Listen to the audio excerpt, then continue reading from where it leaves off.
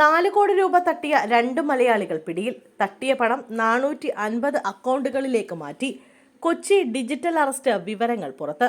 Digital arrest ഭീഷണി മുഴക്കി 4 കോടിയിലേറെ രൂപ തട്ടിയെടുത്ത 2 യുവാക്കളെ കൊച്ചി സൈബർ പോലീസ് അറസ്റ്റ് ചെയ്ത സംഭവത്തിൽ കൂടുതൽ വിവരങ്ങൾ പുറത്ത്. തട്ടിയെടുത്ത പണം 450ഓളം അക്കൗണ്ടുകളിലൂടെ കൈമാറ്റം ചെയ്യപ്പെട്ടെന്നാണ് പോലീസ് കണ്ടെത്തൽ. തട്ടിയെടുത്ത പണത്തിലെ 1 കോടി രൂപയോളം വിവിധ അക്കൗണ്ടുകളിലായി പോലീസ് മരവിപ്പിച്ചിട്ടുണ്ട്. കേസിൽ കൂടുതൽ അറസ്റ്റ് ഉണ്ടാകുമെന്നും പോലീസ് സൂചിപ്പിച്ചു. മലബാർ കേന്ദ്രീകരിച്ച് പ്രവർത്തിക്കുന്ന ഡിജിറ്റൽ അറസ്റ്റ് തട്ടിപ്പ് സംഘത്തിലെ 2 കണ്ണികളെയാണ് സൈബർ പോലീസ് പിടികൂടിയത്.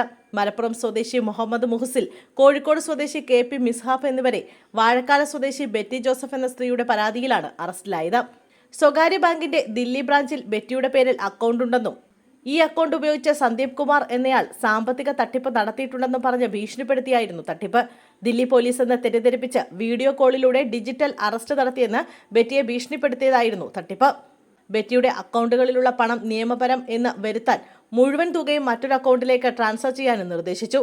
തട്ടിപ്പുകാരുടെ കെണി മനസ്സിലാക്കാതെ ബെറ്റി 3 അക്കൗണ്ടുകളിലായി ഉണ്ടായിരുന്ന 4.1 കോടി രൂപ തട്ടിപ്പുകാർ പറഞ്ഞ അക്കൗണ്ടുകളിലേക്ക് കൈമാറി.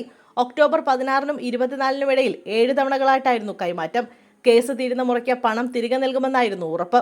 എന്നാൽ പണം തിരികെ കിട്ടാതെ വന്നതോടെയാണ് ചതി മനസ്സിലാക്കിയതും പോലീസിനെ സമീപിച്ചതും. തട്ടിപ്പ് സംഘത്തിലെ കമ്മീഷൻ ഏജന്റുമാർ മാത്രമാണ് പിടിയിലായ യുവാക്കളെന്നാണ് സൂചന. ഇവരുടെ അക്കൗണ്ടുകളിലേക്കാണ് ബെറ്റിയുടെ 4 കോടി രൂപ കൈമാറിയത്. ഇതിൽ കമ്മീഷൻ തുകയായി ഏതാണ്ട് 1.5 ലക്ഷം രൂപയെ കിട്ടിയുള്ളൂവെന്നും ബാക്കി തുക മറ്റ് പല അക്കൗണ്ടുകളിലേക്കുമായി മാറ്റി നൽകിയെന്നുമാണ് യുവാക്കളുടെ മൊഴി. തട്ടിയെടുത്ത പണം 450ലേറെ അക്കൗണ്ടുകളിലൂടെ കൈമാറിയെന്നാണ് പോലീസ് കണ്ടെത്തൽ. സംശയാസ്പദമായി ഇടപാട് നടന്ന വിവിധ അക്കൗണ്ടുകളിലായി 1 കോടി രൂപയിലേറെ സൈബർ സെൽ ഇടപെടലിൽ മരവിപ്പിച്ചിട്ടുണ്ട്. തട്ടിപ്പിന് നേതൃത്വം നൽകുന്ന കൂടുതൽ ആളുകളുടെ അറസ്റ്റ് വരും ദിവസങ്ങളിൽ ഉണ്ടാകുമെന്ന സൂചനയാണ് സൈബർ പോലീസ് നൽകുന്നത്.